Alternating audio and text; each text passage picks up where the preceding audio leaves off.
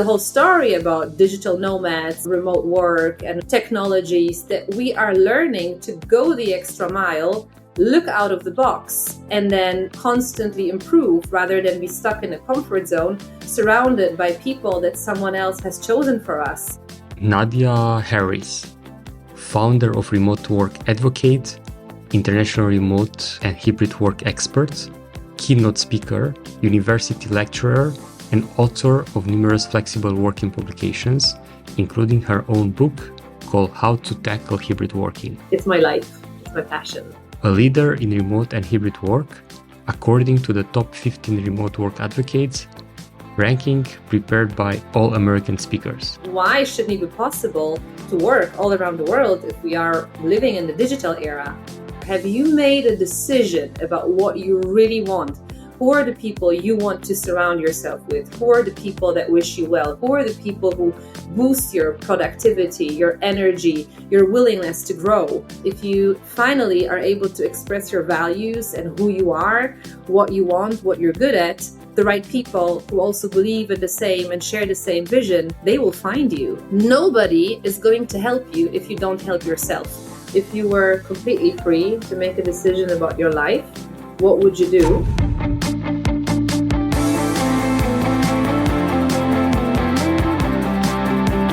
Hey Nadia, welcome to the Nomads Entrepreneur Show.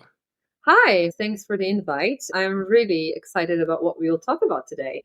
Yeah, me too. And especially because you are one of the few experts into the remote workspace and can't wait to delve into that. But please tell me, what inspired you to follow this path of being a so big advocate in this space? Well, I think it's a long story, so I'll try to make it short. I think that I never agreed to the fact that I had to be limited in everything that I do in life. So I was always unhappy to accept the fact that I have to stick to one thing only, that maybe I have to choose a local company to work for, especially that I lived in different places all around the world. I speak different languages, and I thought, it's just such a limiting mindset to think that you can just work for a company around the corner.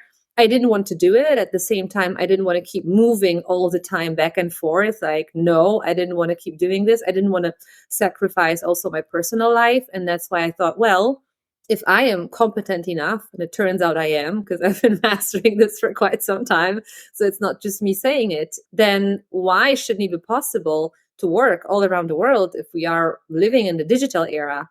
And I think that was something that woke up in my head about 10 years ago when I was perceived as someone completely crazy, surreal, whatever, but it just worked out. I mean, it's a big surprise, a positive surprise, but I think that if you are a dreamer, and I am one, then definitely don't give up and don't listen to anyone. Like, forget it. Just listen to yourself.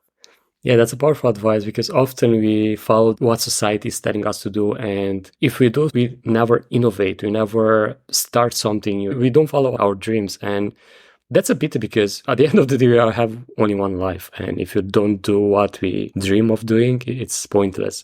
Speaking of dreams, how you dream about the future of work? I know you're not a fortune teller, but how do you envision it? For this reason, I'd love to be a fortune teller, but I can just do wishful thinking here. I mean, looking at progress in general, looking at data and looking at the history, progress is inevitable. It happens. And it happens with everything. It happened when we switched from horses to cars. We saw the pushback of why this is bad for you, why you're not supposed to do it. We switched from candles to light to electricity. And there was pushback again for 50 years.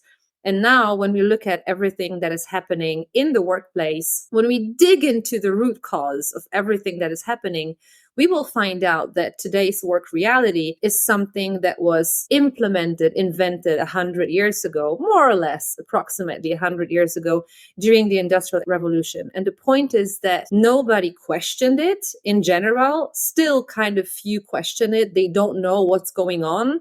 Something weird happened 2-3 years ago. They kind of don't know how to approach it because it's just so new. And I think it's going to be a painful process, painful but good process, progress in terms of going the extra mile, and making the future of work, I would say, people-centric, outcome-centric, goal-centric, rather than just thinking about the fact that we are on an assembly line trying to put together some pieces, or that we are in manufacturing. Because when we, again, look at the data, we're going to see that today the service industry is really taking the lead, which was not the case when all the workplace patterns, 9 to 5, clogging in, clogging out, when all this was invented, it wasn't the case, because it was indeed the manufacturing industry that was really taking the lead back then.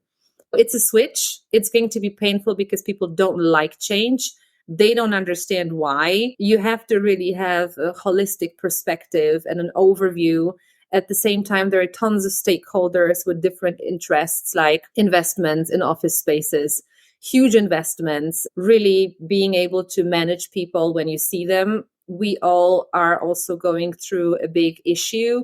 All of us, me too, you have it, I have it, we all have it, whether we like it or not. It's called proximity bias, that we tend to give preferential treatment to the things we see, we feel, we smell, we can touch. So something that is close to us. And why am I saying we all have it? Because back in the day, thousands and thousands of years ago, when we lived in tribes, being close to others would guarantee our survival. So we kind of have it in our DNA. So today, when we talk about digital tools and letting go and looking at performance from a different perspective than attendance, it's just something very unnatural, and this won't happen overnight. So me as a fortune teller, I'd say it will happen, because we are clearly in a different era. We have different tools, we have different expectations, but the mindset and the processes are kind of slow, and they need to adapt. Yeah, absolutely. And I love what you said about companies being people-centered, because that's something that is missing right now. As you mentioned, everyone is seeing us as a robot on an assembly line. Something fascinating happened to me when I started my nomad journey, and I entered nomadic communities. I think it's something that compensates a lot with the office type of approach, because you get the same type of community feeling, support, and so on, but somehow at a different level, thanks to the like-mindedness of people that are in these communities. And I want to ask if you experience it by yourself in all your travels, you're working from anywhere type of lifestyle. How do you feel that proximity between communities and the remote workforce can come together in order to make it much more easier, the transition?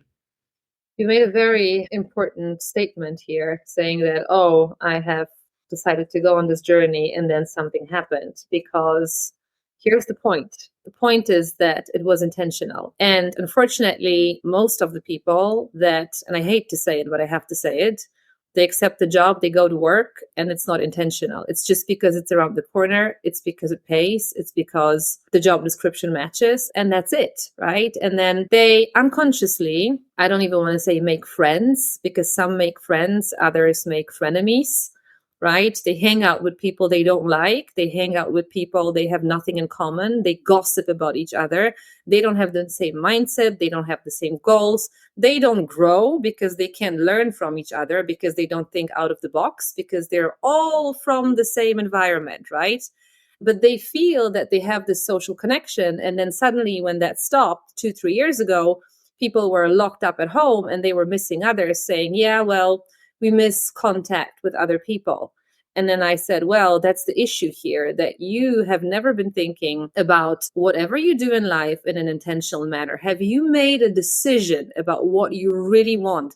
Who are the people you want to surround yourself with? Who are the people that wish you well? Who are the people who boost your productivity, your energy, your willingness to grow, right? Nobody asks these questions because it seems surreal. And then me, working with remote first companies and traveling and getting to know all the people that bring so much value, they bring so much to the table, that I feel like every year the progress that I make personally and professionally, even from an emotional intelligence perspective, is so huge that when I look at the times when I was stuck in one environment, the things I learned were just a small portion of everything that is happening right now. And I feel that I know who are the people that I want to connect with, right?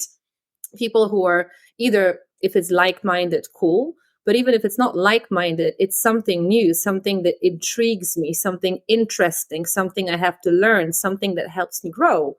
And that's the kind of people that I believe, if we have a growth mindset, we should surround ourselves with. And this is the whole story about digital nomads, about remote work, and about technologies, that we are learning to go the extra mile, look out of the box, and then just constantly improve rather than be stuck in a comfort zone, surrounded by people that someone else has chosen for us unconsciously.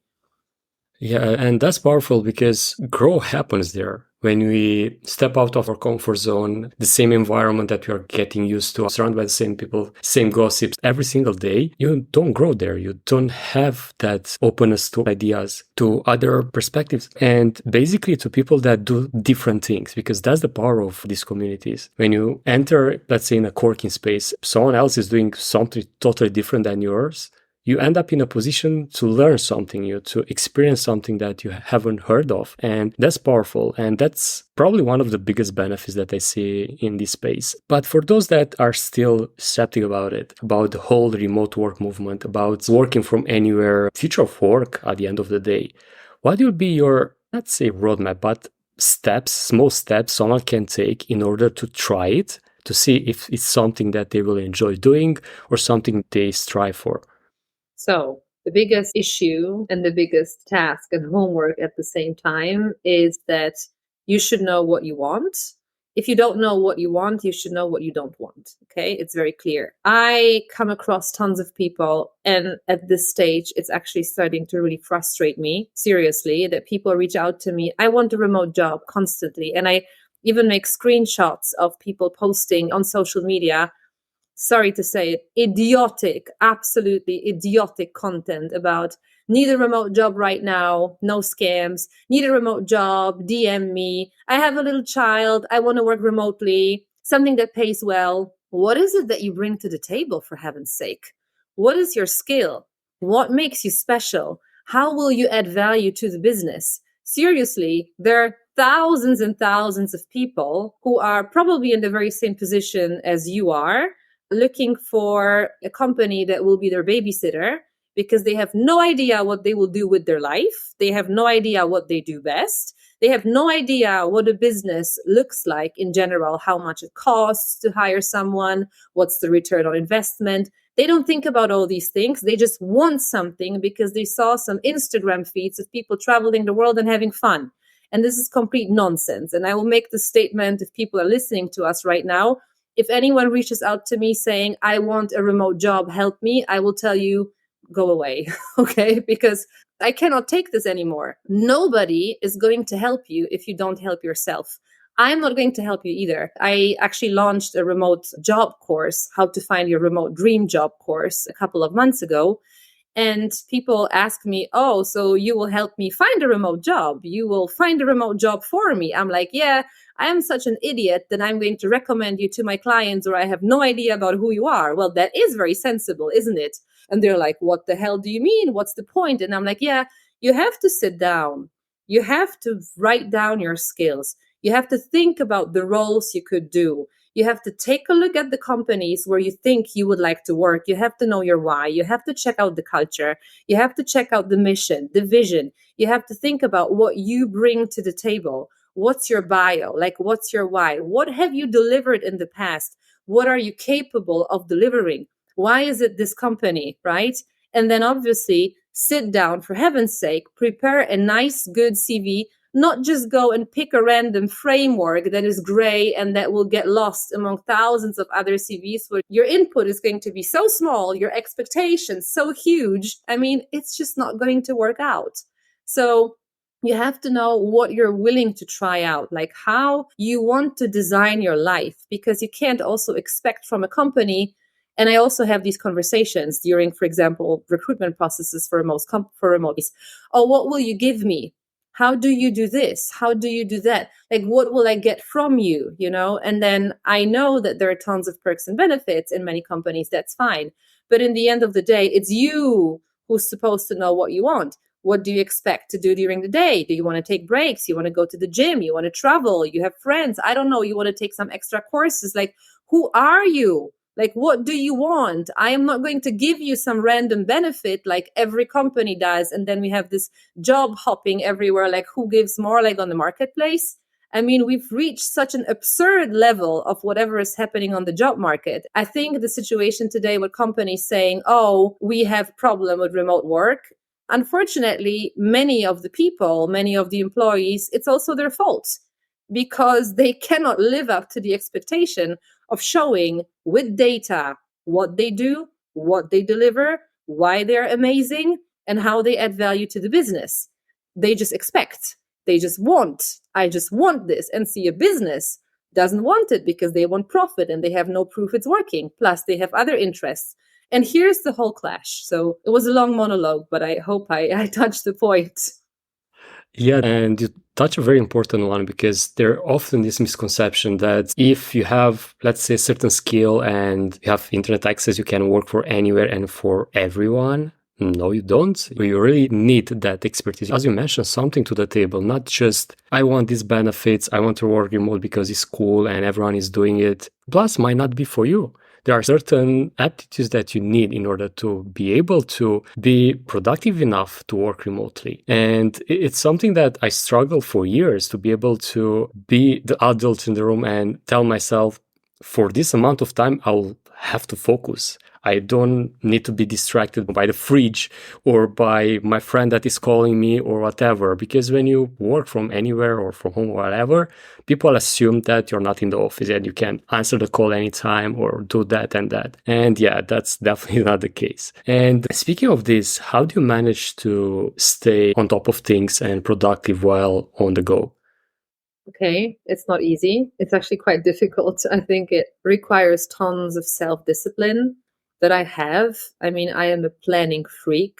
And although I do tons of fun stuff as well, I know that the fun comes with these strings attached that I can actually afford to do all this. I mean, from an operational, functional, and financial perspective, only because I know that I deliver. So I really prioritize. So I really make use of my calendar at this stage calendars, okay, where I have to block my time, where I am available, where I have several Slack accounts, even to this extent. So I usually stay on top. I mean, there are accounts that I, for example, prioritize and others that I don't prioritize because I also know that it's not needed at that stage. And I think the flexibility that I do, it's also this way that I don't sit every day for 16 hours nonstop. I need to be on the go. I need to take breaks. I take breaks during the day. When I know that I reach a point when it's just too much and that happens, I know I have to switch off everything and that's it.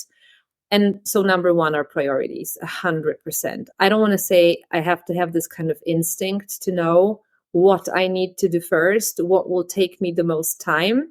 Many of the things that I do, which is actually to my benefit, are very similar. So when I have a new company that is a new client of mine where I need to produce things, I've done that before. So it's not like I'm starting from scratch. The issue sometimes happens when I have a company, for example, with some legal questions about remote working. Then I know the general idea and I also know how it works.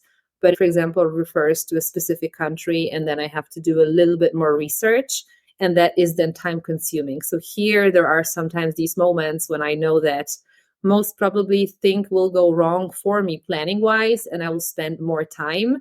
Yeah, but I mean, it's full awareness, it's planning, it's knowing, it's having your calendar under control, it's being responsive, it's prioritizing, it's being able to make decisions, postpone things sometimes. And I'm also a perfectionist. I've always been. And sometimes whatever I deliver, I always try to make it perfect. But then if the time frame is super limited and I know that it's probably not as amazing as I would like it to be, I still have to push it because I know it's just good enough. So you always have to ask yourself this question: when are you aiming for perfection? When are you aiming for good enough? And how important is that in whatever you're delivering? Love that. And yeah, that's the thing. And especially when you work at a certain scale and for certain companies, you don't have to go for perfection. But yeah, as a perfectionist myself, it's much more easier to say than done. But speaking of working with clients to help them approach a remote first or a hybrid working place, how that goes about, because a lot of companies are struggling with this. And if those listening have this in mind, so either starting their own company and to go on a remote first approach or hybrid one, what will be your advice for them? So there are companies who are remote first from the very beginning, and companies that, I don't know, scale their processes, or they just build up the culture and everything. And here is a bit of a different story, because from a cultural perspective, the people that they also look for, they kind of already have a specific mindset. The challenges come when we have the second group, and those are companies that were office first, and they're willing either to become remote first or they're willing to become hybrid, because then the process is very broad and it's literally a matrix. But how should these companies start? So I believe, and this has proven itself very successful, is they should really start with a very simple thing, which is called a SWOT analysis. I mean, we've all had it at school at some point, okay? So that's the thing. Many companies approach me and I'm like, okay, but where are you going? What's your definition of success for whatever you're aiming for? We don't know. I'm like, if you don't know, why the hell are you doing this? Because people want it, because others do it. I'm like, thank you very much, but that's not good enough. So sit down, visualize what's the why. Like, why are you willing to do it? What are you willing to test? How are you willing to test it? What obstacles you think can happen? What you think may go wrong? What do you expect to go well? What are your strengths? What are your weaknesses? Just put everything on the table and ask the people as well, right? Because the clashes that I see is that some senior leadership, they sit down and they write some hybrid work guidelines, and then they impose that on big companies, sometimes corporations with thousands of people. And then they ask me to do trainings for them. And during these trainings, I speak with managers, with team leaders, and they tell me, well, these guidelines, they don't work because they are just completely not fit for our working environment in this team. It may work for another team, but not for our team. So they don't ask these people. They're like, oh, that's the way it should be. And then they expect something which, from a business perspective, sometimes doesn't make much sense in terms of being remote or hybrid. And it also happens that these companies tell me, well, we have decided to go remote, we have decided to go hybrid, but we are figuring it out as we go. And I'm like, there's nothing worse that you can do. Because I always say that flexibility without guidelines is not flexibility, but it's chaos. Okay? It's complete chaos. And it leads to tons of issues, different expectations from different stakeholders. And then also we have to remember about the people. So the bigger our company, the more difficult and challenging the process is, because we have to understand that even if we have tons of goodwill, the people have to change their way of thinking. They have to learn flexibility. What does it mean to be flexible, right? What does it mean? Can you afford to take a break during the day? Can you afford to go pick up your kids from school? Can you afford to travel? Can you afford to go on a workation, being in a different time zone, anticipating what can go wrong with your connection, with your flight delays, or what's going to happen if you can't prioritize properly and you end up working longer hours and then you burn out, you get the Zoom fatigue syndrome. Those are the things that I keep hearing from these companies. So start with a SWOT analysis, come up with at least some basic guidelines. I always talk about it this way, that we need to have 3 layers. There's no one size fits all for remote. There is no one size fits all for hybrids, okay? Even in terms of a definition. No matter what we do, we have to take a look at 3 layers. The company-wide layer, where we say, okay, those are the do's and don'ts, the things that you are allowed or not allowed to do. That's the company-wide expectation. And that is somewhat broad.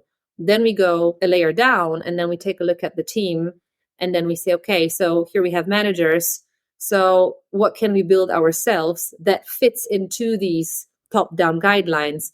And then when we collectively know how we operate as a team, we go to the individual saying, okay, that's my space. That's how I can play, because we have the expectations, we have the principles, everything is written down. And then obviously, because this is super new, as I've said, we are not going to make it permanent, because we keep measuring, we keep checking what's working, what's not working. We have to figure it out for ourselves, because every business environment is also different, right? For some companies, hybrid may mean people in a 3-2-2-3 model. For other companies, it may mean that some people are permanently in the office, some are in the 3-2-2-3 model, and some are fully remote.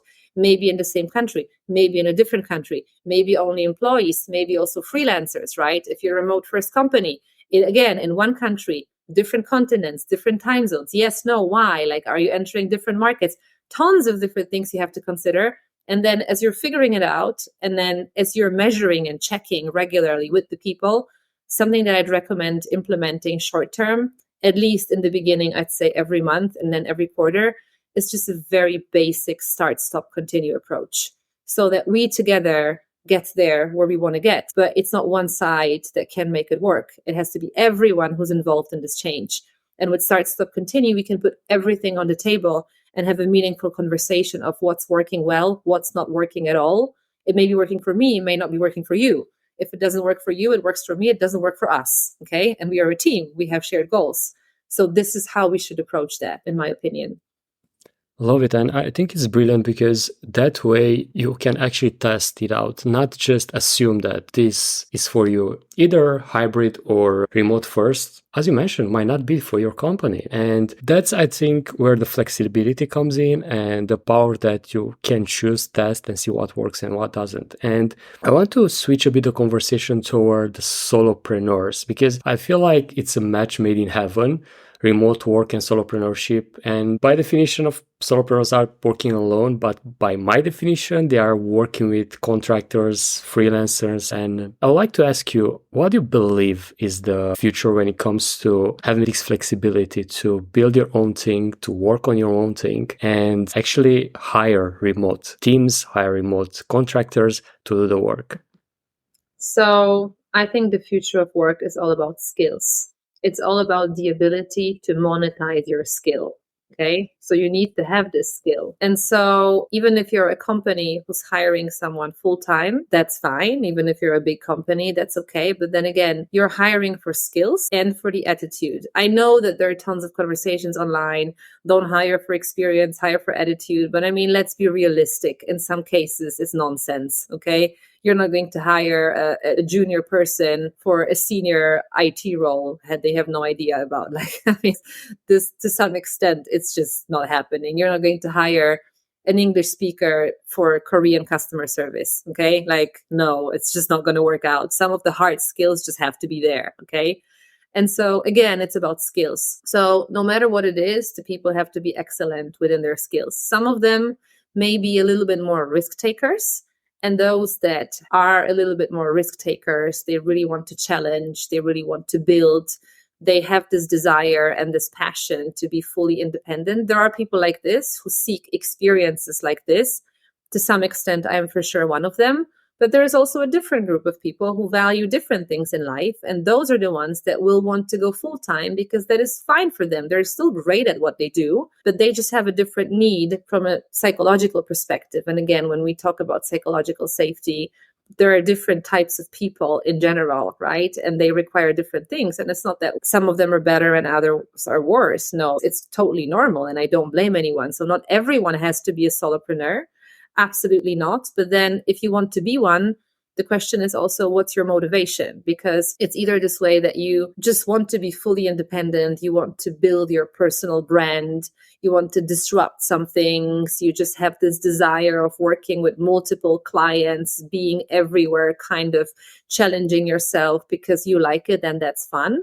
So to do that, you have to be excellent at what you're doing and you have to have a growth mindset and keep challenging yourself as you go all the time, because there's always a different expectations. There's always a different story. There's always a different requirement.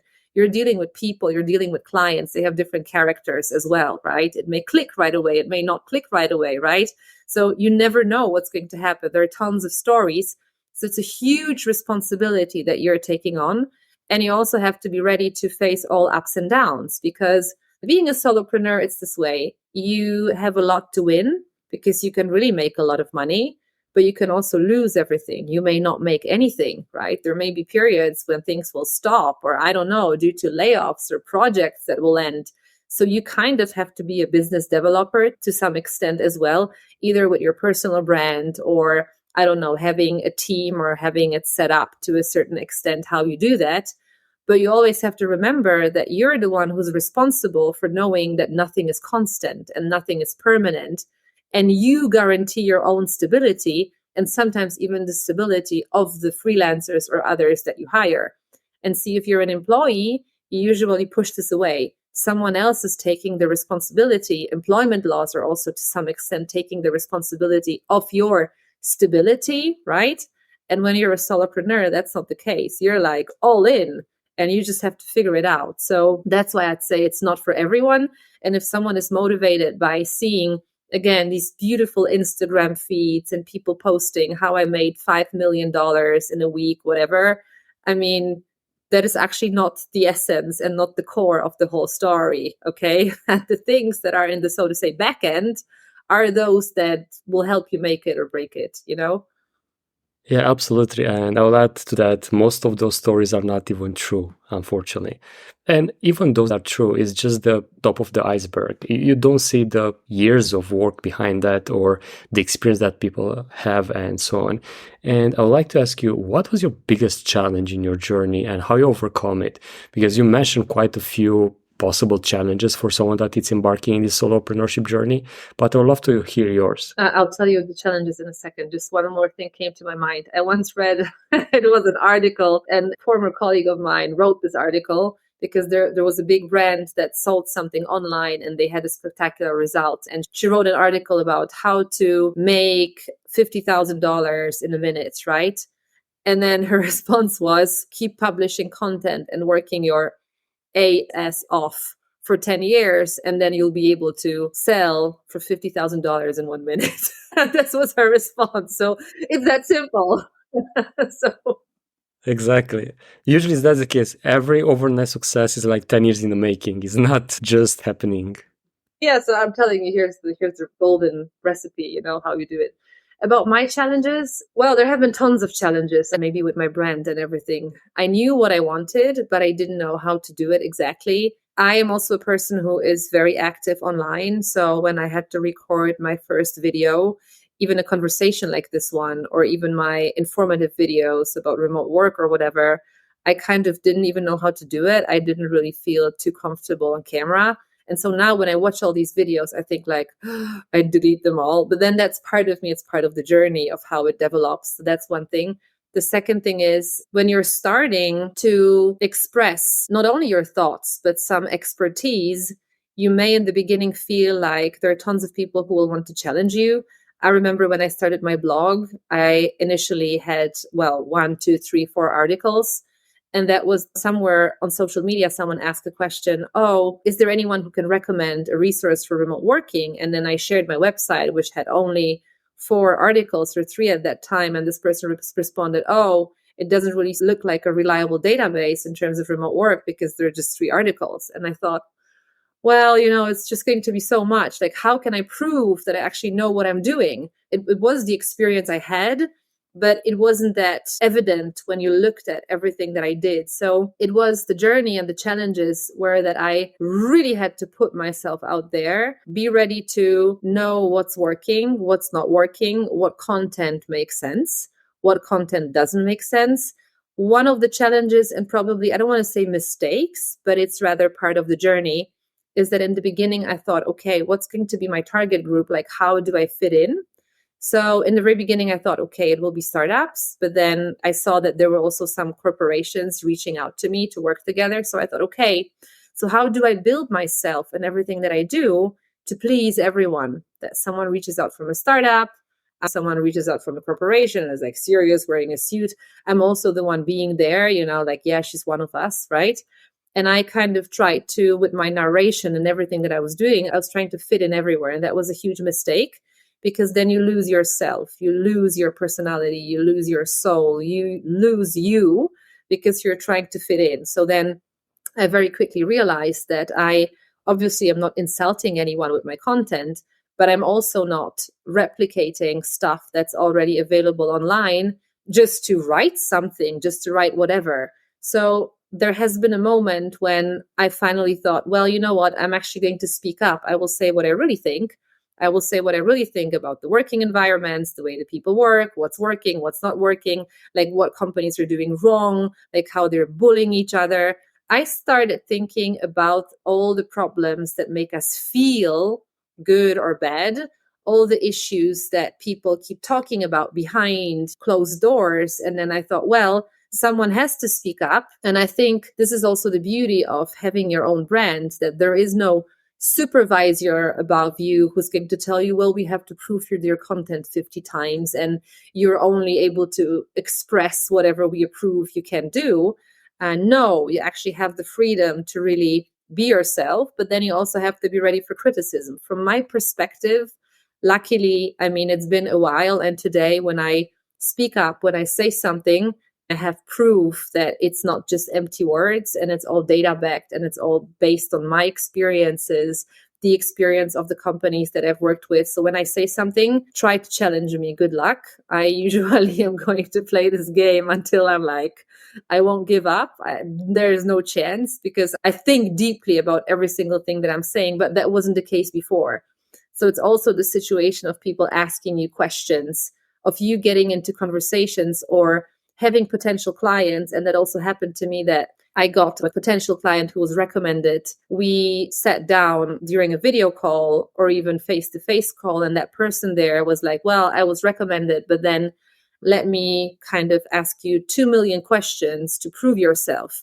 And I was playing this game at the beginning because those were also my beginnings, trying to prove and respond.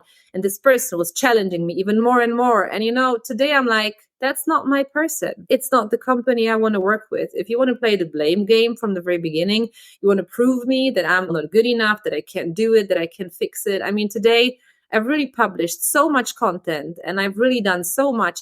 You want to go, you want to check, I can validate it, but I'm not going to try to prove you that remote work or hybrid work makes sense. Because if you come to me with this attitude today, it's a waste of my and your time. But again, you have to go through ups and downs and sleepless nights thinking, what have I done wrong? What have I said wrong? Why maybe I said the wrong way? Maybe my tone was wrong. I even drove myself crazy to this extent once that I was wearing a sweatshirt rather than a shirt during a conversation with a CEO. They haven't chosen me to do the project. And I thought, well, it's because I didn't appear serious enough because I wasn't wearing a shirt. And I was driving myself crazy for 2 weeks because of it, But that wasn't the point. It just wasn't supposed to be mine. And that is maybe ridiculous to say, but I think that if you finally are able to express your values and who you are, what you want, what you're good at, the right people who also believe in the same and share the same vision, they will find you. You will find yourselves. And it's been a long journey. It's been years. But today I can say, well, that is actually happening.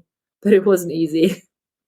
Yeah, I bet. And I think that's something real powerful because most famous personal brands out there are based on their own experience, their own stories.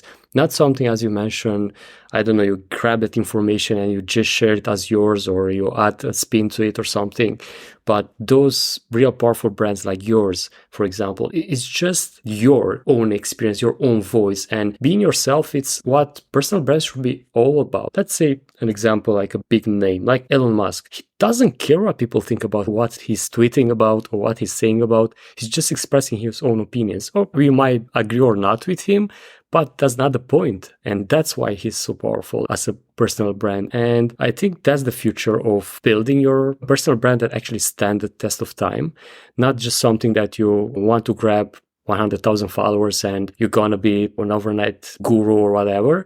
That doesn't work. Will last for probably a few months and after that you're gone. And speaking of personal things, where people can reach out to you if you want to work with you or see your blog and content.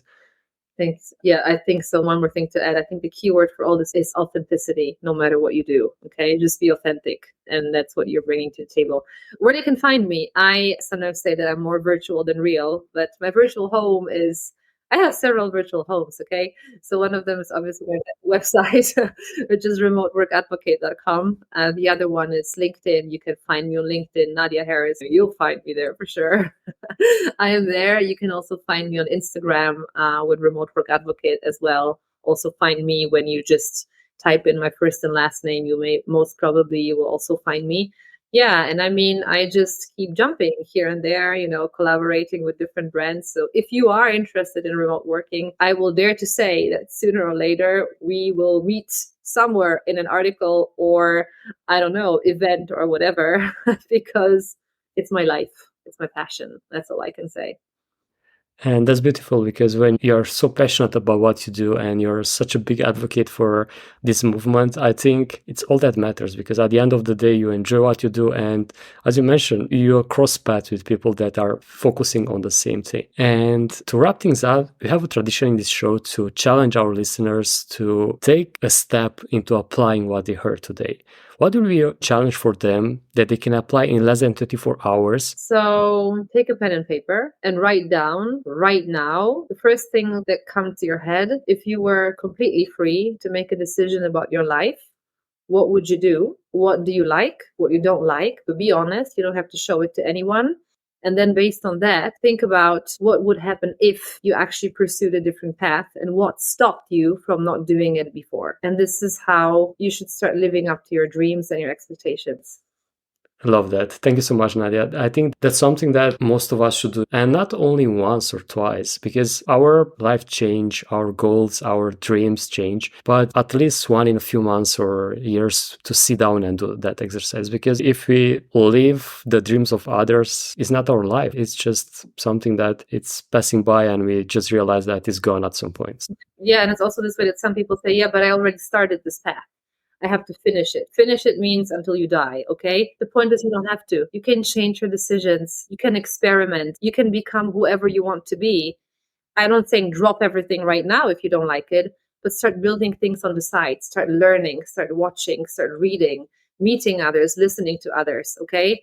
But you have the power to do that, right? You really don't have to follow a path that you hate, that doesn't give you pleasure. It's a waste of your life. So if you're unhappy, start doing something. Forget all excuses, because everything that limits you from reaching what you really want is just an excuse.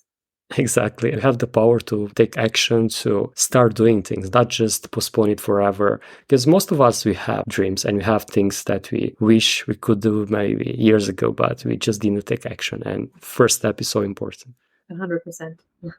Thank you so much for everything that you shared today. This was amazing, and can't wait to see what our listeners will share about it. Thank you. It's been a pleasure. Thanks for listening, everybody. If you enjoyed this podcast, make sure to subscribe to your favorite podcast station to not miss when we drop the next one. We have lots of exciting guests and surprises for you coming up. This is your host, Gabe Marushka, with the Nomad Solopreneur Show. Until next week, pura vida!